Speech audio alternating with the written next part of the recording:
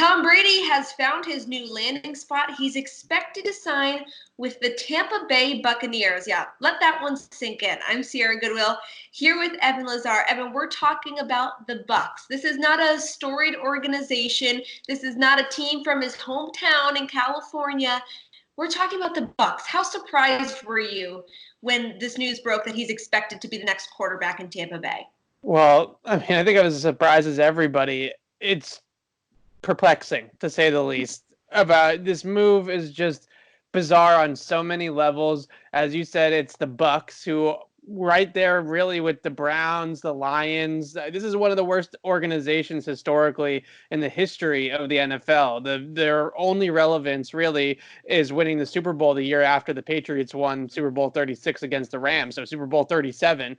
Really their only relevance in their entire history until now. So this is by far bigger than winning a Super Bowl. This is the biggest Tampa Bay Bucs storyline in the history of their franchise, and I don't think it's even particularly close. But with that said, there are some boxes that they do check. They have a great supporting cast for Tom Brady, one of the best receiving cores in the entire NFL, with Mike Evans and Chris Godwin and two pass-catching tight ends. And obviously, Bruce Arians is the type of coach that gravitates towards a lot of players. He's a player's coach. He's way more laid back than Bill Belichick. He gives players tons of freedom on the football field to kind of play their game and play their style of football. So Arians is a very bright coach. He checks the box of stability and just a successful head coach in this league and a guy that really can coach offense. And then you have the supporting cast, which might get even better, as we're going to talk about here in a second. Well, maybe hypothetically. So it does sneakily check some boxes. Brady obviously wanted to stay on the East Coast. I think that the warm weather climate was definitely a Giselle request on the docket, and she might have gotten something that she wanted in that scenario as well.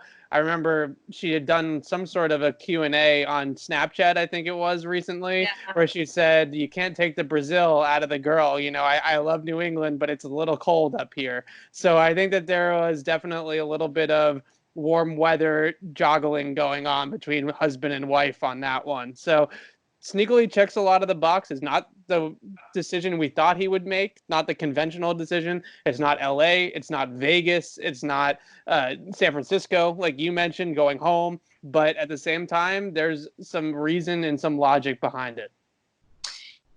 And you mentioned the impressive wide receiving core, the two tight ends that are good pass catchers. But there's also reports swirling around that Tom Brady wants Antonio Brown to be part of the deal. And Antonio and the Tampa Bay Buccaneers could potentially bring Antonio Brown back in with no guaranteed money. He would have to earn his spot on the roster week after week. But why has Brady and Brown become this kind of package deal? And is this even a possibility? I never thought I would see the day, Sierra, that Tom Brady wanted to play with Antonio Brown more than he wanted to play with Julian Edelman, because that really seems to be the situation right now, is that Tom Brady is saying to teams other than the Patriots that if I'm going to sign with you, you need to bring Antonio with me.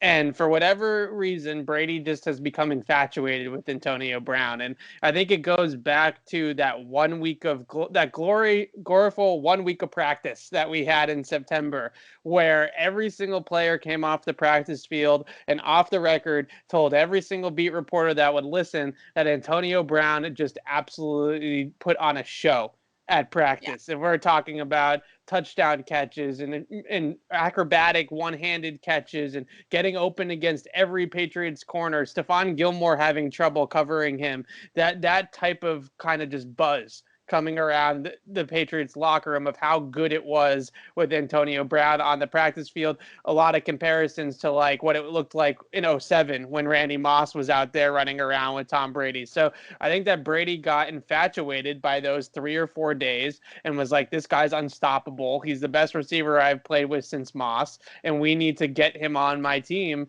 going forward. And he has become I would say borderline obsessed with having Antonio Brown on his next team.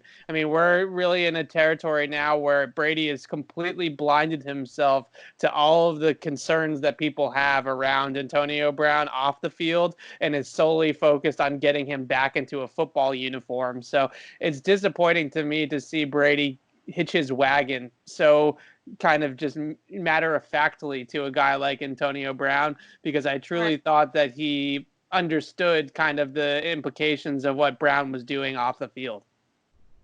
Well, there's no signing date for Brady and the Bucs, and the details of the deal have not been released, although it's expected to be multiple years at around $30 million a year. But we'll keep you updated with all that information as it comes out on our website at clnsmedia.com and on our new YouTube channel at Patriots Press Pass.